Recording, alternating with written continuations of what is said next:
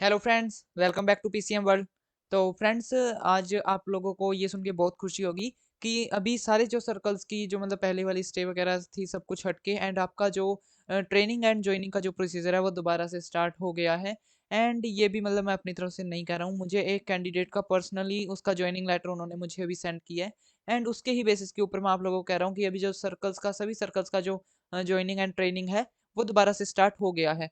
तो अभी joining letter आपका किस हिसाब से आता है, उसमें क्या कुछ फॉर्मेट होता है, वो सारा हम आज की वीडियो में डिस्कस करने वाले हैं। एंड जॉइनिंग के बाद में आपका आगे मतलब जॉइनिंग लेटर जब आपको रिसीव हो जाता है, उसके आगे का आपके लिए क्या प्रोसीजर होता है, उसके बारे में हम आज की वीडियो में डिस्कस करने वाले हैं। और अगर आप में से अभी तक किसी भी कैंडिडेट की जॉइनिंग नहीं हुई है, अगर किसी का भी जॉइनिंग लेटर अभी तक नहीं आया है एंड उसको 15 दिन या फिर 1 मंथ से ऊपर हो गया है, तो आप अपने अथॉरिटी में जाओ, उनसे पर्सनली पूछो कि वो आप लोगों की जॉइनिंग क्यों नहीं करवा रहे। क्योंकि पहले तो चलो ये बहाना था कि अभी स्टे लगा हुआ है, अभी सर्वर नहीं चल रहा, बट अभी किसी प्रकार का भी तो कोई मतलब सर्वर का इशू नहीं है, किसी भी प्रकार का कोई स्टे नहीं लगा हुआ है। अब दोबारा से जो ज्वाइनिंग एंड ट्रेनिंग है वो रिकंटिन्यू हो गई है, क्योंकि हमारे ये जो कैंडिडेट हैं ये थर्ड शॉर्टलिस्टेड से सिलेक्टेड कैंडिडेट्स हैं।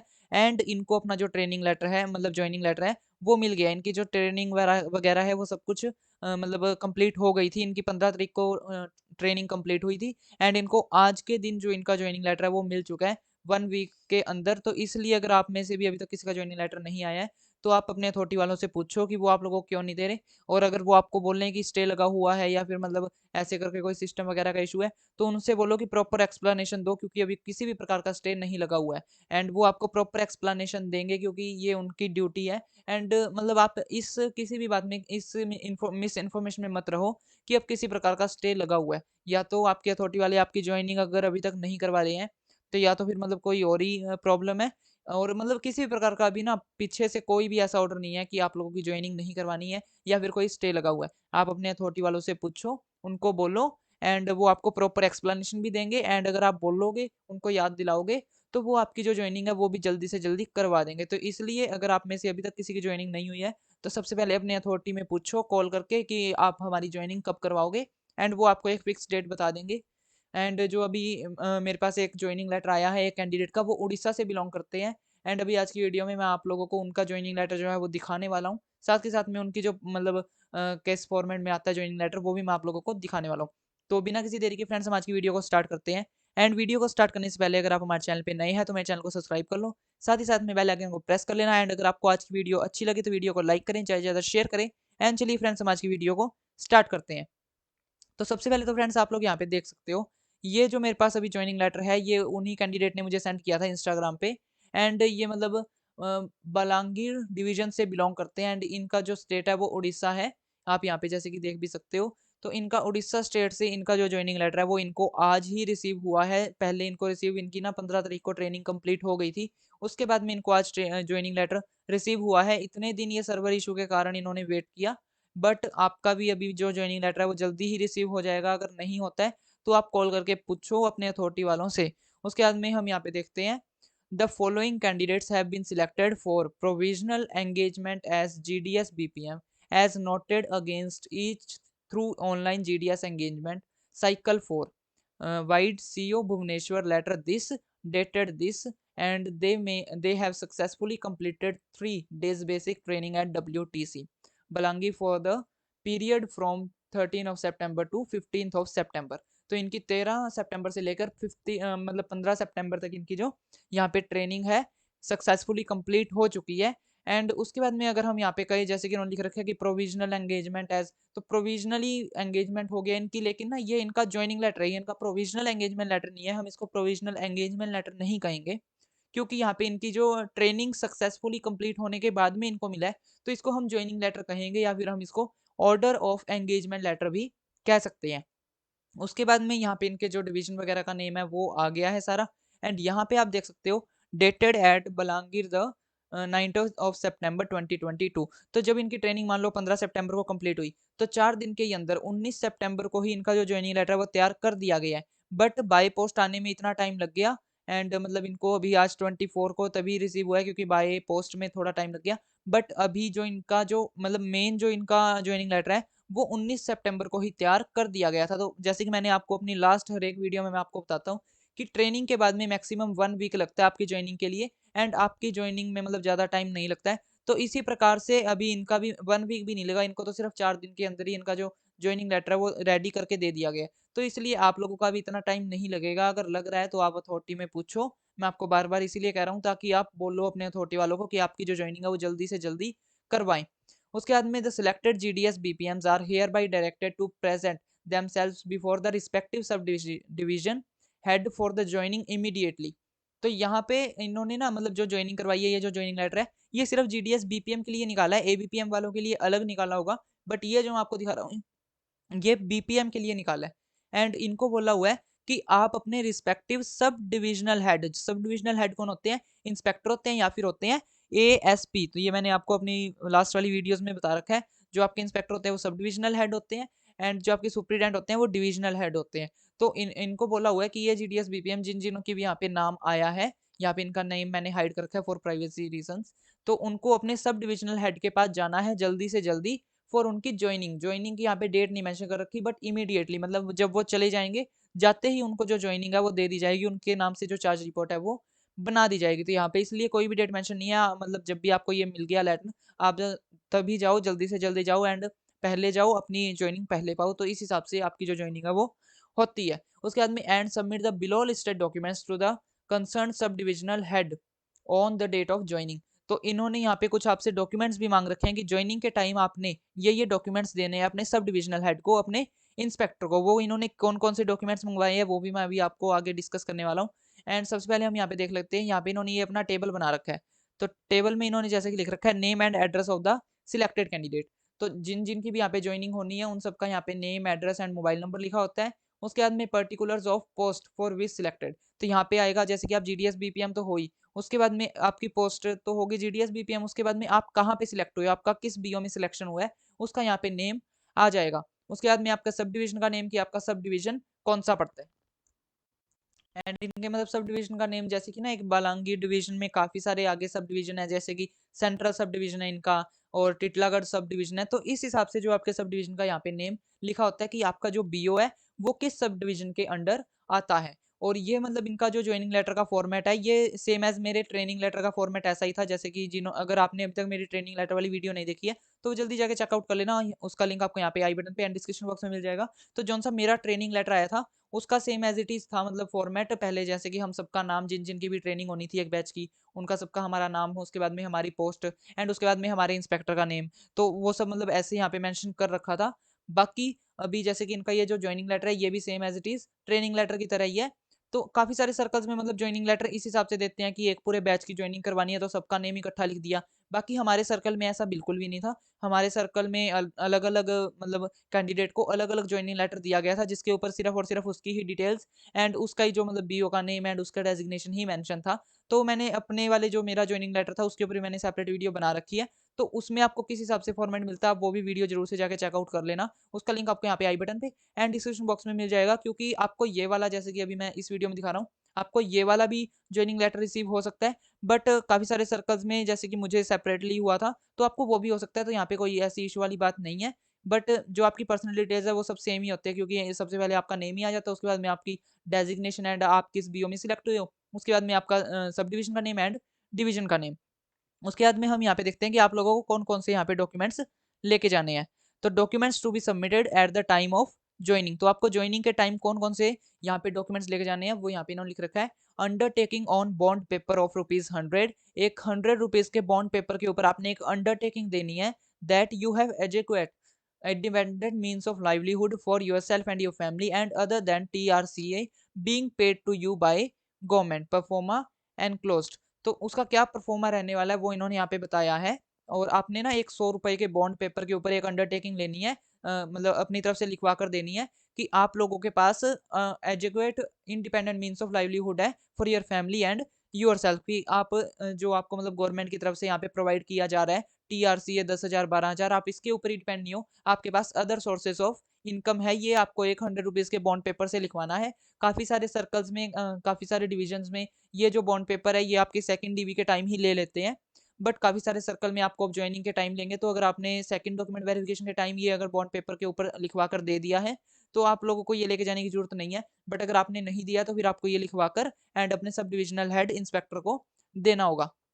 उसके बाद में declaration of house owner for providing suitable rent free accommodation for functioning of the branch post office in the post village along with undertaking. तो जैसे कि आप लोग एक विलेज में रह रहे हो, आपको वो अंडरटेकिंग भी एक तो बनानी होती है कि मैं इस विलेज में रह रहा हूँ एंड मैं यहाँ पे जो मतलब अपने बीओ में काम कर रहा हूँ। एक तो आपको ये अंडरटेकिंग बनानी होती है, ये तो आप खुद की तरफ से ही बना सकते हो किसी भी रफ पेज पे, और वो आपने कैसे बनानी है, उसके ऊपर क्या कुछ लिखना है, उसके ऊपर सेपरेट वीडियो मैंने बना रखी है जिसका लिंक आपके यहाँ पे आई बटन पे एंड डिस्क्रिप्शन बॉक्स में मिल जाएगा, वहां से चेकआउट कर लेना। बाकी आप लोगों को यहाँ पे एक और अंडरटेकिंग देनी है। अगर आपके विलेज में पहले से कोई ब्रांच ऑफिस नहीं है तो फिर आपको उसका अरेंजमेंट करना होता है कि आप अपना जो ब्रांच पोस्ट ऑफिस है वो कहाँ पर खोलोगे। तो अगर आपके पास पहले वो नहीं है, अपना बीओ वहाँ पे नहीं बना हुआ है, तो फिर आपको सरपंच से लिखवाना होता है। एक उनकी जो कोई पंचायती जगह होती है, रेंट फ्री जो जगह है ना, रेंट फ्री जो प्लेस है, वो आपको एक प्रोवाइड करवाना होता है एंड उसके ऊपर सरपंच की स्टैम्प विद साइन होते हैं कि हम लोग पंचायती जगह को, मतलब ये वाली पंचायत जगह को और बीओ के लिए इस्तेमाल करने के लिए हम इनको दे रहे हैं। तो अगर आप में से किसी का भी अगर आपके विलेज में बीओ नहीं है तो उनके लिए ये मैंडेटरी है, उनको अपने मतलब खुद के लिए तो रेजिडेंट डिक्लेरेशन तो हर एक बंदे को ही देनी है, हर एक पर्सन को ही देनी है कि आप लोग अपने विलेज में रह रहे हो, जहाँ पे आपका सिलेक्शन हुआ आप वहाँ पे रह रहे हो।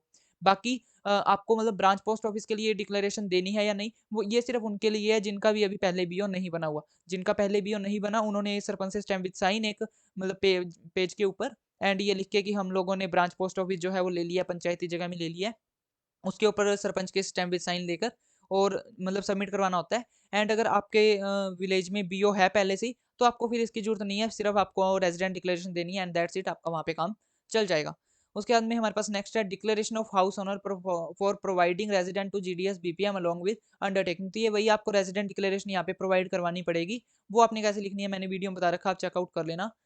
उसके बाद में two number of character certificates from two different gazetted officers. तो आपको ना दो एक मतलब करेक्टर सर्टिफिकेट्स मिलते हैं। एक तो आपको मिलता है ID certificate, identity certificate, and एक आपको मिलता है करेक्टर सर्टिफिकेट। तो आपको ये दोनों ही सर्टिफिकेट अलग अलग गैजेटेड ऑफिसर से टेस्ट करवाने होते हैं। एंड ये काफ़ी सारे सर्कल्स में तो सेकंड डीवी के टाइम ही आपको दे दिया जाता है, जब आप अपने ओरिजिनल डॉक्यूमेंट सबमिट करवाते हो ना, उसी टाइम आप लोगों को अटेस्टेशन फॉर्म एंड जो आपका करेक्टर सर्टिफिकेट, आइडेंटिटी सर्टिफिकेट है, वो सब कुछ दे दिया जाता है। बाकी अगर आप में से किसी को अभी नहीं मिला है तो फिर आपको ये अपने ज्वाइनिंग के टाइम देना होगा। And character certificate, identity certificate and attestation form आपको कैसे फिलअप करना है, उनके ऊपर मैंने सेपरेट वीडियो बना रखी है। एंड जो मतलब इन सभी हमारे प्रोसीजर हुए हैं, मेरे जो सभी प्रोसीजर हुए हैं, उसके ऊपर मैंने प्ले लिस्ट बना रखी है जिसमें आपको हर एक डिटेल्ड वीडियो मिल जाएगी हर एक प्रोसीजर से रिलेटेड। और वो जो मेरी प्लेलिस्ट है उसका लिंक आपको यहाँ पे आई बटन पे एंड डिस्क्रिप्शन बॉक्स में मिल जाएगा, वहाँ से चेकआउट कर लेना। आपको हर एक टॉपिक के ऊपर, हर एक प्रोसीजर के ऊपर एक डिटेल्ड एंड एक्सप्लेन्ड वीडियो मिल जाएगी, तो आप वहाँ से चेकआउट कर सकते हो। बाकी यहाँ पे हो गया आपके character certificate and identity certificate, ये आपको दो अलग अलग गेस्टेड ऑफिसर से टेस्ट करवाने होते हैं। एंड गेस्टेड ऑफिसर कौन होते हैं उनके ऊपर भी मैंने सेपरेट वीडियो बना रखी है, आपको उस प्लेलिस्ट में भी मिल जाएंगे। बाकी आपको उसका लिंक यहाँ पे आई बटन पे एंड डिस्क्रिप्शन बॉक्स में भी मिल जाएगा, वहाँ से चेकआउट कर लेना। उसके बाद में इसका जो नेक्स्ट पेज है वो आप यहाँ पे देख सकते हो। The existing temporary arrangements for post of GDS BPM must be terminated henceforth on joining of the new candidate by the subdivisional head issuing a letter endorsing all concern and observing usual formalities. तो यहाँ पे इन्होंने बता रखा है सब divisional head वालों को, ये बता रखा है इंस्पेक्टर जो आपके होते हैं उनको ये बोल रखा है कि अगर अभी उस बीओ में कोई मतलब आउटसाइडर लगा हुआ है या फिर कोई अगर दूसरा बंदा है, अगर कोई टेम्परेली बंदा लगा रखा है उन्होंने जीडीएस बीपीएम के काम के लिए, तो अभी उन सबको मतलब हटा दिया जाए, उन सबको टर्मिनेट कर दिया जाए। एंड क्योंकि अभी आपकी ज्वाइनिंग होने वाली है, अभी आप रेगुलर बेसिस के ऊपर एक कैंडिडेट बनने वाले हो, एक एम्प्लॉय बनने वाले हो सेंट्रल गवर्नमेंट के, तो इसलिए यहाँ पे भी आपकी जब ज्वाइनिंग होगी तो उससे पहले पहले जो टेम्परेरी बंदे उन्होंने वहाँ पे लगा रखे हैं एज ए जीडीएस बीपीएम के काम करने के लिए, उन सबको हटा दिया जाए। उसके बाद में यहाँ पे आ जाते हैं उनके sign superintendent of post office के एसपी के, एंड ये आ गया इनका जो भी डिवीजन है बालांगीर। एंड उसके बाद में इसकी जो कॉपीज है वो कौन कौन रखता है, तो कॉपीज ये मतलब बहुत इंपॉर्टेंट है क्योंकि आप ना यहाँ पे रीड भी कर सकते हो इसकी जो कॉपीज है किन किन के पास होती है वो भी। एंड यहाँ पे कुछ इंपॉर्टेंट इन्फॉर्मेशन भी लिखी होती है, जैसे कि यहाँ पे बोल्ड करके लिखा हुआ है, अभी हम ये भी पढ़ने वाले हैं। तो सबसे पहले तो इसकी एक कॉपी तो आ जाएगी आपके एएसपी के पास। एएसपी कौन, या तो इंस्पेक्टर को भी एएसपी बोल देते हैं या फिर जो सुप्रीडेंट से नीचे होते हैं उनको एएसपी बोलते हैं। जो आपके सब डिविजनल हेड होते हैं उनको एएसपी या फिर आईपी बोला जाता है। तो इसकी एक कॉपी तो होगी एएसपी इनके जो डिवीजन है उनके पास। उसके बाद में जो इनके अलग अलग सब डिविजन है, जैसे कि पटनागढ़ है, टिटलागढ़ है एंड सोनेपुर है, मतलब जो जो भी इनके सब डिविजन है उनके आईपीज के पास इसकी एक कॉपीज आ जाती है for informing and taking necessary action, भी उनको पता भी लगे कि किन किन की उन्होंने ज्वाइनिंग करवानी है। एंड जो मतलब टेम्परेरी बंदे लगा रखे हैं उनको ये हटा भी सके, उनके मतलब एक्शन भी ले सके। उसके बाद में they are requested to take necessary action at their end for engagement of the above candidates selected under their subdivision immediately after receiving of the above mentioned documents. तो जब जब आप मतलब ये सारे डॉक्यूमेंट अभी मैंने आपको बताए, जैसे आपका करेक्टर सर्टिफिकेट हो गया, आपका जो भी मतलब यहाँ पे इन्होंने बता रखे हैं आपके, ये जैसे कि आपका अंडरटेकिंग हो गई एक तो बॉन्ड पेपर के ऊपर, आपकी डिक्लेरेशन हाउस ओनर के द्वारा हो गया, आपका रेजिडेंट डिक्लेरेशन हो गया, एंड आपके करेक्टर सर्टिफिकेट हो गया। आप जब ये सारे डॉक्यूमेंट्स अपने आईपी को या फिर एएसपी को दे दोगे, उसके बाद में इमीडिएट एक्शन के ऊपर आपकी जो ज्वाइनिंग है वो करवा दी जाएगी। तो अभी आप में से अगर किसी भी की भी मतलब ज्वाइनिंग नहीं हुई है, ज्वाइनिंग लेटर नहीं हुआ है, तो आप ये देखो कहीं आप आपसे मतलब कोई डॉक्यूमेंट तो नहीं छूट गया, क्योंकि जब आपके सारे डॉक्यूमेंट्स क्लियर हो जाते हैं, जब आप सारे डॉक्यूमेंट सबमिट करवा देते हो, उसके बाद में साथ के साथ में जो आपका ये ज्वाइनिंग लेटर है इशू कर दिया जाता है। तो आप ये एक बार देखो कि आपने सारे डॉक्यूमेंट्स वगैरह सही तरह से सबमिट करवा दिए हैं ना। अगर आपके सभी तरह सबमिट करवा दिए हैं, तो आप अपने सुप्रीडेंट से आईपी से बात करो कि अभी तक आपकी ज्वाइनिंग क्यों नहीं की है। एंड बाकी जब आप ये सारे मतलब करवा देते हो सबमिट, ये सारे डॉक्यूमेंट जो भी इन्होंने बता रखा है, उसके बाद में मतलब इमीडिएट इफेक्ट के साथ आपकी जो ज्वाइनिंग है वो हो जाती है। उसके बाद में further they are instructed to collect descriptive particulars. तो यहाँ पे इंस्पेक्टर को कहा गया कि आपने उनके जो डिस्क्रिप्टिव पर्टिकुलर्स होंगे, जैसे आपका आधार कार्ड की फोटोकॉपी होगी, पैन कार्ड की फोटोकॉपी होगी, ये सब उन्होंने कलेक्ट करनी है आपसे। तो आप अपनी ज्वाइनिंग के टाइम अपने आधार कार्ड की, पैन कार्ड की फोटोकॉपीज, अपनी बैंक डिटेल्स वगैरह वो भी साथ में जरूर लेके जाना, क्योंकि अगर आप वहाँ पे जाओगे, अगर आपसे किसी ने मांग लिया ना कि आप अपने बैंक की कॉपी दे दो, भी उसकी फोटो स्टेट दे दो, या फिर आप अपने आधार कार्ड की फोटोकॉपी दे दो, तो अगर आपके पास होगा तो आपका टाइम भी बचेगा, एंड साथ के साथ में मतलब फिर आपका दोबारा घर पे चक्कर नहीं लगेगा। अगर आपके पास नहीं हुआ, तो आपको फिर दोबारा अपने घर पे आके लेके जाना पड़ेगा, एंड दोबारा फिर फोटो स्टेट वगैरह करवा के देना, तो इसमें ना टाइम ज़्यादा खराब होता है, एंड आपकी जो ज्वाइनिंग है वो भी डिले हो सकती है। तो इसलिए जितने भी आपके पास डॉक्यूमेंट्स वगैरह हैं, उनकी एक एक फोटो कॉपीज एंड ओरिजिनल भी अपने साथ रखो, ताकि आपका जो चक्कर है ना लगे, एंड आपका टाइम भी जो है वो सेव हो। उसके बाद में all declaration undertakings oath of allegiance. तो यहाँ पे ऑल डिक्लेरेशन एंड अंडरटेकिंग कौन सी होती है? अनेक्जर्स वगैरह होते हैं, जैसे कि अनेक्जर 1 2 3 4 5, जैसे कि आपका साइकिलिंग का अनेक्जर हो गया, आपके कंप्यूटर की अंडरटेकिंग होगी, उसके बाद में आपकी सोर्स ऑफ इनकम की अंडरटेकिंग होगी। तो ये सभी अंडरटेकिंग्स यहाँ से मतलब आपको उस टाइम देनी पड़ेगी, एंड जो आपके एनेक्जर्स वगैरह हैं वो आपको अपने साथ कैरी करके लेके जाने की जरूरत नहीं है। जो एनेक्जर्स हैं वो आपको उधर ही मिल जाएंगे अपनी अथॉरिटी में, उनके जो आपके मतलब इंस्पेक्टर होते हैं उनके पास निकलवाए हुए होते हैं, एंड वो आपसे उधर मतलब बनवा लेंगे वो एनेक्जर्स वगैरह, उनके ऊपर आपके साइन करवा लेंगे। उसके बाद में ओथ ऑफ एलिगेंस, ये भी आपके इंस्पेक्टर ही देते हैं, उसके ऊपर भी आपको साइन करना होता है। उसके बाद में and submit to this office duly countersigned along with joining charge report. तो जब आपकी ज्वाइनिंग हो जाएगी, उसके बाद में आपको एक चार्ज रिपोर्ट मिलती है, जिसके ऊपर आपका फाइल नंबर हो गया, आपको कितना कैश हैंड ओवर किया गया, आपको क्या क्या चीज़ें हैंड ओवर की गई है, वो सब आपको मिलता है। ये सारी जो मतलब डिटेल्स होती हैं ये आपके उस चार्ज रिपोर्ट पे मेंशन होती है, और साथ के साथ में जो मतलब पहले वाला आपका बीपीएम होता है उसके भी साइन होते हैं, एंड आपके भी साइन होते हैं। तो उस एक चार्ज रिपोर्ट की भी फोटोकॉपी आपको एक यहाँ पे देनी होती है अपने आईपी को, जब आपकी मतलब ज्वाइनिंग हो जाती है, उसके बाद में चार्ज रिपोर्ट की आपको एक फोटोकॉपी अपने इंस्पेक्टर को देनी होती है। Also they are instructed to ensure whether the candidate haven't taken up resident in post village. तो आपके मतलब जो इंस्पेक्टर उनकी ये भी ड्यूटी होती है कि आपने अपने मतलब विलेज में जो जहाँ पे भी आपकी सिलेक्शन हुई है, वहाँ पे आपने अपने लिए एक रूम ले लिया है या नहीं। तो वो आपके जो इंस्पेक्टर है ये भी चेक करते हैं, उनकी रिस्पॉन्सिबिलिटी होती है और not. And they and intimate whether the accommodation provided by the candidate for functioning of the branch office is standard one और नॉट।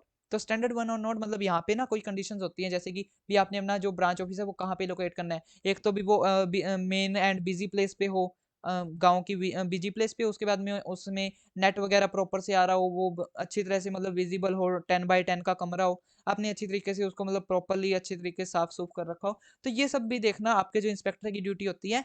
तो मतलब आप रह रहे हो या विलेज में नहीं, ये भी उनकी ड्यूटी है। एंड साथ के साथ में आपने अपने ब्रांच ऑफिस के लिए अकोमोडेशन प्रोवाइड करवाया है या नहीं, और वो स्टैंडर्ड है या नहीं, वो सही है, 10 बाय 10 का है, उससे ज़्यादा है, नेट वगैरह सही है, बिजी प्लेस पे है। तो ये सब भी आपके इंस्पेक्टर की ड्यूटी होती है कि वो चेक करें। उसके बाद में जो इसकी एक कॉपी है वो चली जाती है पोस्ट मास्टर, जो सीनियर पोस्ट मास्टर होते हैं हेड ऑफिस में, उनके पास चली जाती है।